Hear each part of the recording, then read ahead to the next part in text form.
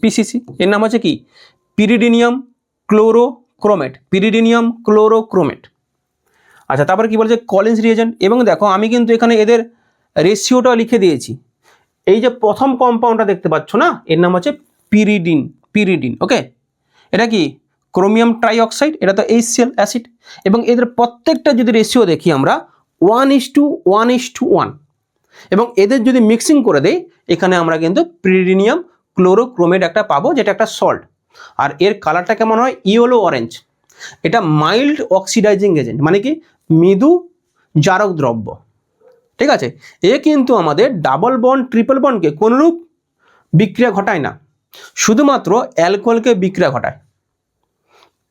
এবার চলে আসে কলিন্স রিয়েজেন্ট। কি বলেছে বাবু কলিন্স রিয়েজেন্টটা, যে দেখো পিরিডিন আছে, CrO3 আছে, এবং কি আছে বলতো ডাইক্লোরোমিথেন আছে।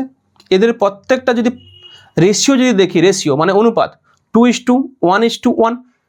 নেক্সট চলে আসে কি বলেছে সরেট, এরও আমি রেশিওটা লিখে দিয়েছি, প্রত্যেকের রেশিও।